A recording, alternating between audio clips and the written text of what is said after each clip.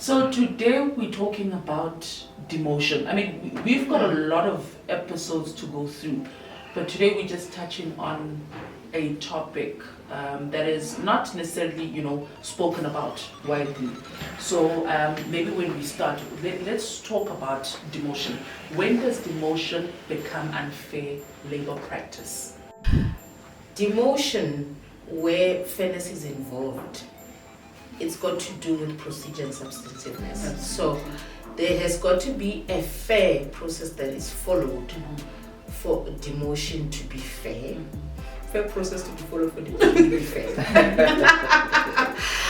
But also the reasons must be fair. Can I also just pick your brain? You have a situation where an employer is faced with a case of reducing staff complement, right? Due to the fact that maybe the business is not doing well. Part of an alternative is we've got 20 employees within the company. So I'm proposing an alternative of let's cut all salaries for all staff members. Then in that case, no one loses their job.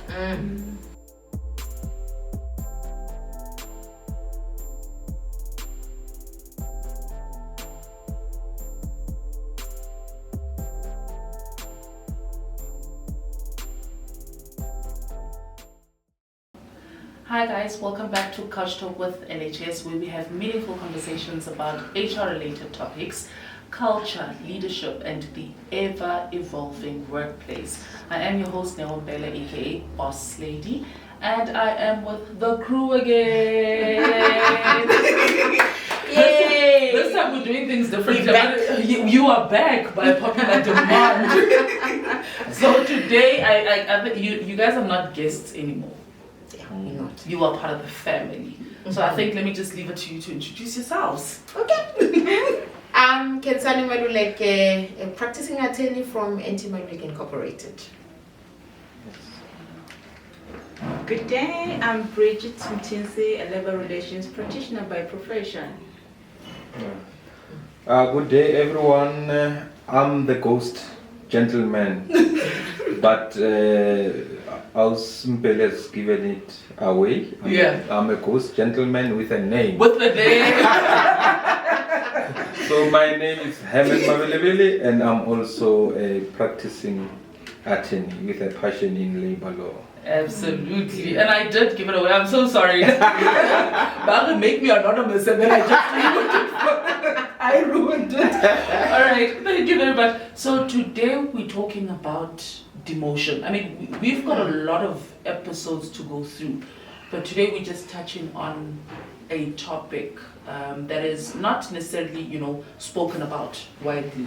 So maybe when we start, let's talk about demotion.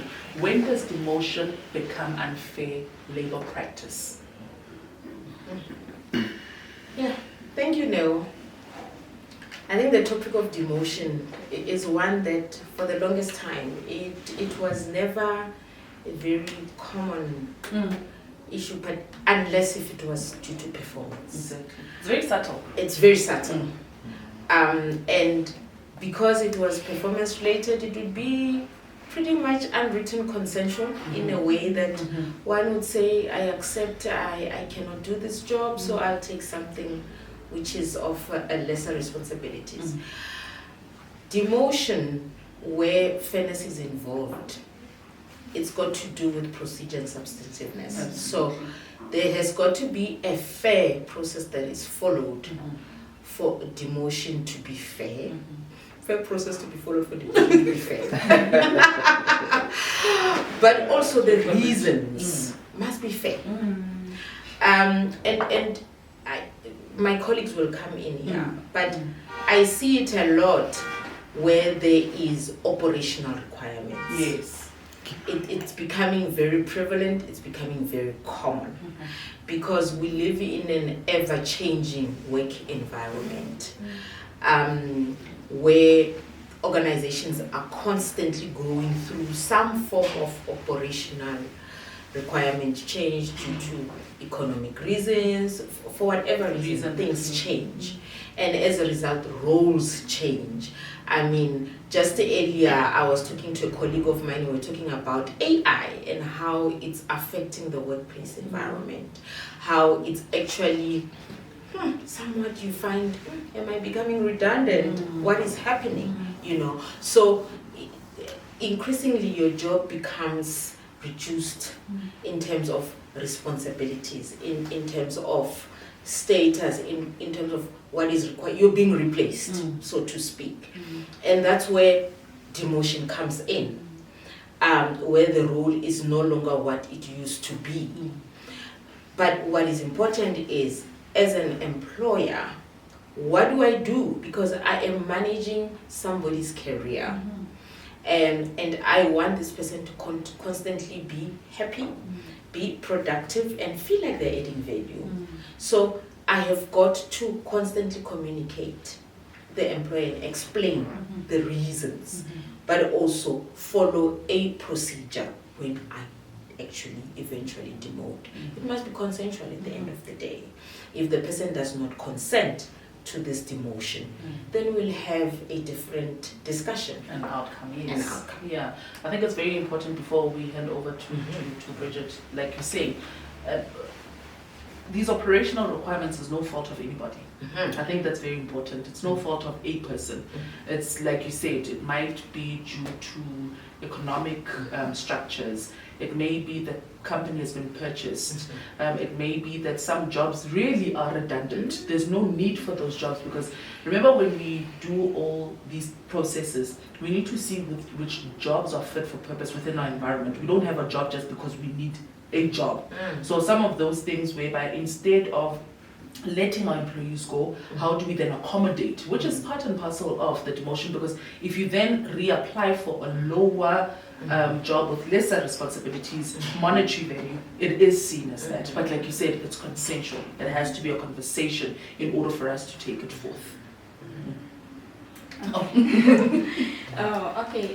Demotion, I think we've touched actually the definition of demotion when being covered in terms of the Labor Relations Act. So demotion occurs when demotion becomes unfair labor practice in an event where an employer is unable to justify the reasons of demotion, and also if it's not consensual, because it's also important. And also if those two factors are met, but also there should be a fair procedure followed that is taken so that demotion might happen. There are also other parts when it comes to demotion. I know we've touched, you've just spoken a bit of operational, but also demotion can happen alternatively to dismissal. Yes. It can also be a part where an employer say, instead of dismissing an employee because you do add value, because there might be also be mitigating factors into that, where maybe we look at the length of service and the conduct of an employee, to say, okay, instead of letting go of this skill or this value of an employee, we then look into demotion as an alternative to that, because that will then give an employee an opportunity to have kept this, an employer an opportunity to have kept this employee in the organization, but also with the employee on her end or his end being able to also rebuild trust in the same process. But in that same manner, the misconduct that would have happened would have been addressed, then demotion being part of the sanction to that.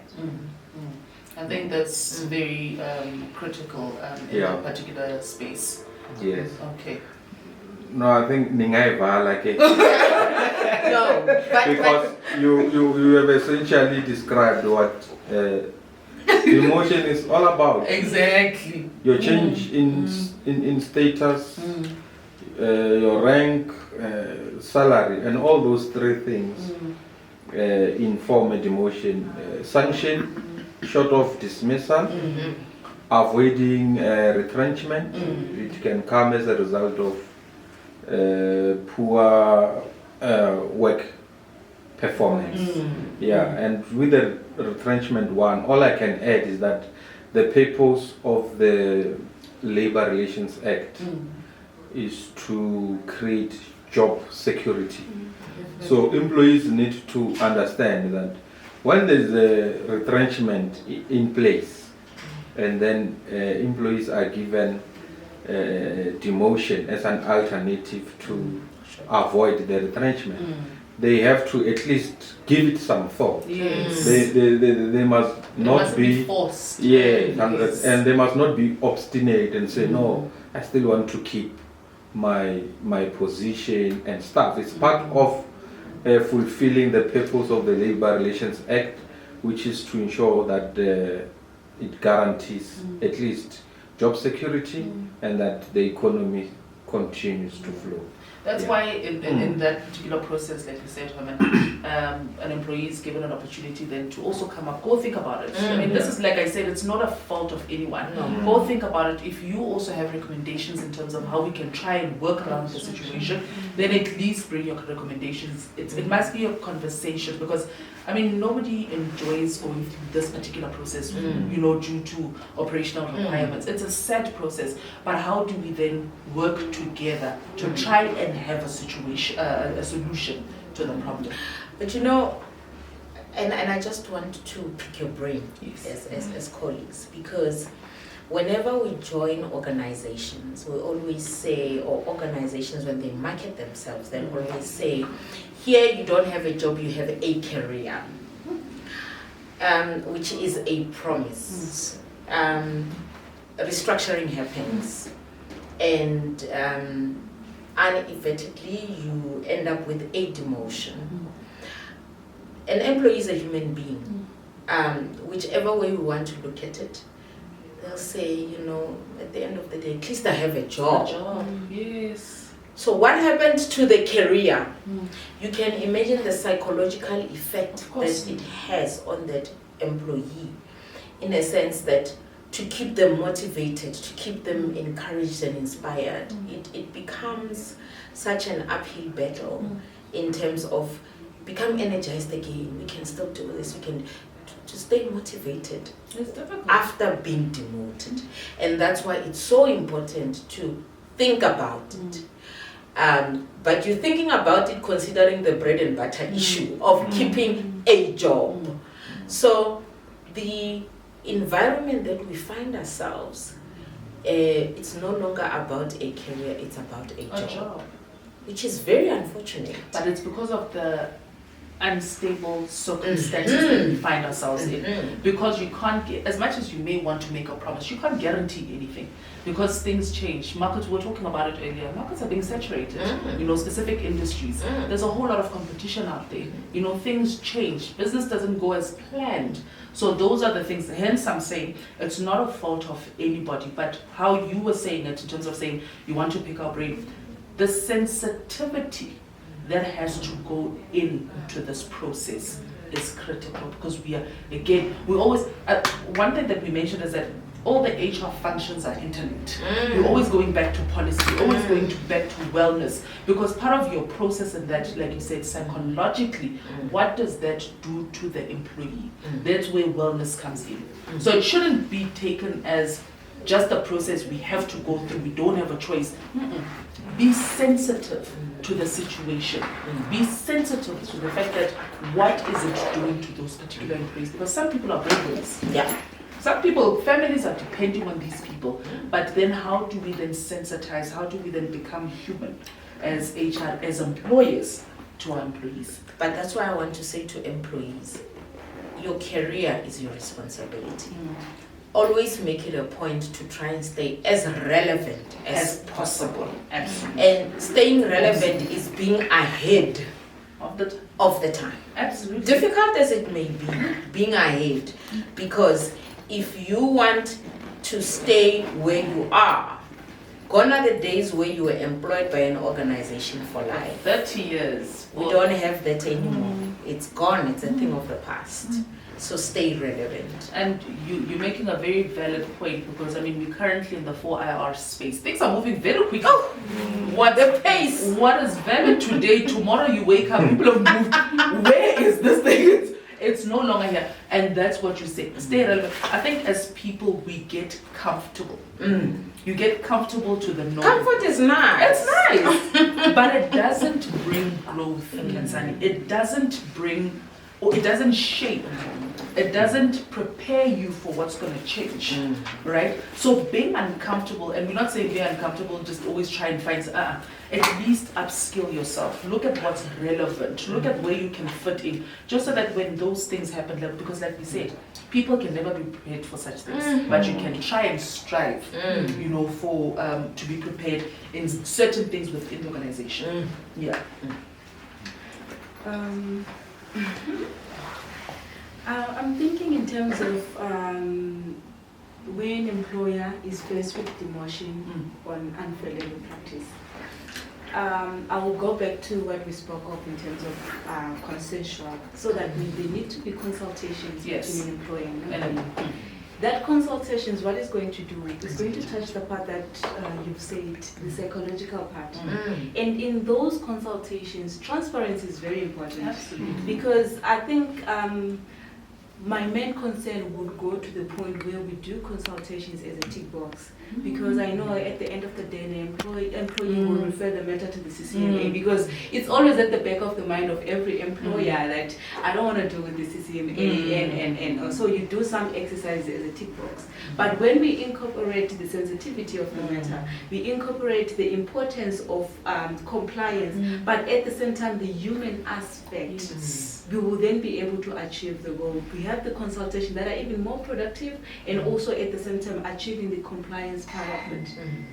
No, that's true. Can I also just pick your brain? We have a situation where an employer is faced with a case of reducing staff complement, right? Due to the fact that maybe the business is not doing well. Part of an alternative is we've got 20 employees within the company. So I'm proposing an alternative of let's cut all salaries for all staff members. Then in that case, no one loses their job. And when you look at it, employees go back and you're like, because now we are human. Let's be fair, we are human. An employee comes back and say, yo, calculating all my expenses, I can't. I can't with the full salary now. I can't with the full salary. But imagine with the cut. So where do we then draw that balance? Because from an employer's side, we're trying to accommodate everybody, just so that nobody loses. It's not favorable, but at least it's an. And then Nell comes in and like, I'm not entertaining this. I'm not taking it.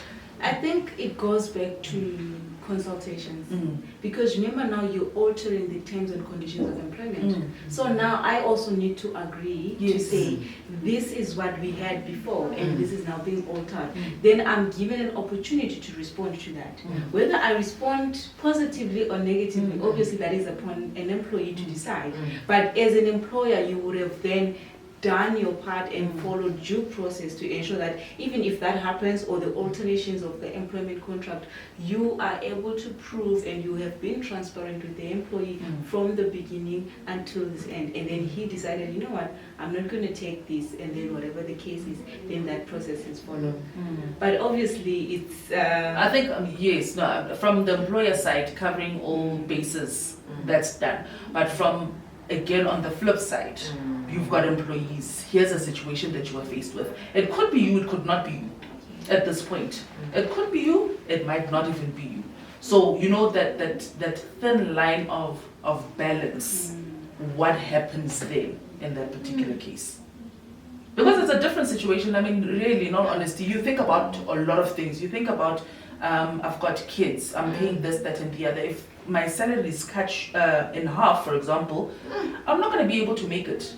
But then on the flip side, then it doesn't happen. We go through a process. Now people have to apply for their roles. You find that you are the one that's been cut. Now you're losing everything instead of the 50% of. So that's why we say it's tricky. The sensitivity, I think, when you're dealing with such things, specifically when it comes to operational requirements, is very important. Yeah, this is where Sipedi selling GA Paramoro. Yeah. What does that mean? It's a half a loaf is better than 100. Absolutely. And then it now resonates. We know when we learn about Maslow's hierarchy of needs. Yes. It's all about you know those lower needs where you are saying to yourself, at the end of the day, do I really want to satisfy a higher need when the lower ones are not taken care of? You know, what is this house which is built without a foundation? It's going to collapse. So let me take this, but deep down, It's not. and you're an employee, you are consulting with your employer, you want to play as though I'll take it. But deep down, you know, I'm going to be out there looking for alternative employment. You know, commitment is no longer going to be there. So, That's true. I mean, that's the reality that comes with these type of situations, wherein as an employer, you are faced with that situation that you're going to get a half-committed employee who's no longer there because they're considering that this is not really what I signed up for, honestly. And the longer I stay here, it's taking my career backwards. Because what rings in my CV is now completely different to what I signed up for. And prices of things that we need to purchase, transport, it didn't go down because you can't sell it. Absolutely. Cut off. Things are still the same. So you're still expected to be motivated. You're still expected to show up. You're still expected to deliver. And how do you do that with this worry that you have at the back of your mind? But then let's turn it around in terms of the employees. What are the common mistakes that employers make when it comes, regardless of how demotion comes in, from operational requirements or misconduct? Common mistakes that employers would make in this case? I think employers, it's a consultation in terms of a fair process. They think that because you know, it's operational requirements, there's no need, this person will just take it. Take it, yeah. Yet it's gotta be fair in terms of justifiable reasons. And also the process that you still need to follow process. Let's not forget that. But also we've gotta also separate unfair labor practice and unfair discrimination where demotion is concerned. Because sometimes you may find that an employee is demoted while they're on maternity leave. These situations happen, this employee is on maternity leave. Because you may go through operational requirements kind of situations and you have an employee who's on maternity leave. Now, as an employer, remember the process that must be followed and what you've got to bear in mind with that employee being on maternity leave. That how you need to take care of that situation must be with that caution, because you may trample on discrimination based on prohibited or arbitrary grounds, maternity leave. No, absolutely. So those are some of the things that employers need to look at, and that's why HR becomes so important, because that's where they guide. Exactly. All right. So do you want to Come in? Yeah, I mean, I think just to add in terms of what you've mentioned for mistakes that employers make, I think the other thing that employers make, especially on operational one, is the inconsistency. Employers are inconsistent in their decision making in terms of demotions. Because if we are demoting based on operational requirements, then that means we need to be consistent in the process and who we are demoting throughout.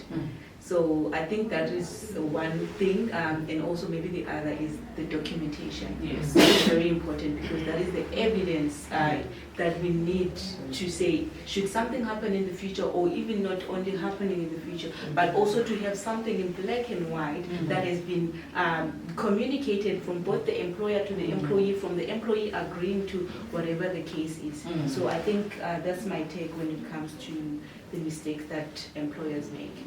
I think with this topic of demotion, it's straightforward. Empathy needs to play a part, because here we're changing lives basically. So that demotion, empathy is very critical, and transparency, documentation, like you said, communication, that open communication, just so that everybody's aware of what's happening. So we understood the common mistakes. Then from the employee side, what are the remedies that employees can use if they believe that they've been unfairly demoted? Policies, again, you may find that they have internal processes, grievance process. Employees must not forget to follow internal process before they go outside. Exhaust your internal process.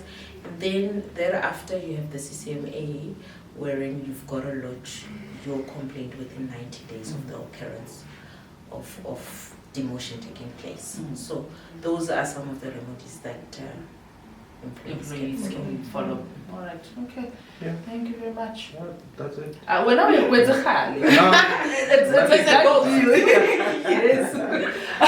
It's a done deal. It's a ghost. Yes, absolutely. In closing, is there anything that you want to add? Because, like we said, I mean, we've already touched on everything around, this topic. It's a straightforward one. Yeah. I think for me, relevance. These things happen. Demotion can happen to anyone at any time. At any time. And that's why it's important to be broad-minded, to be relevant, to stay in touch with the reality that you are in. That change is normal. It's a reality. And if it was to happen, where to? At all material times. Don't be comfortable. I think that's a very important point, like you said. At this point in the world that we are living in, you cannot afford to be comfortable because, like we said, in the 4IR, things change. All the time. Things change all the time. People move. It's a constant. It is. It is a constant moving situation, if I should put it like that. So if you have a story to share with us, or you would want to get in contact with us, so you can reach us on marketing@letshalohr.co.za. I think with this particular topic that we've had, sensitivity, empathy, making sure that you follow a process, and this has also just shown us that all the HR functions are interlinked with each other. So like I always say, you don't have to take everything from the podcast, but at least take one thing with you. And until the next episode, bye. Bye.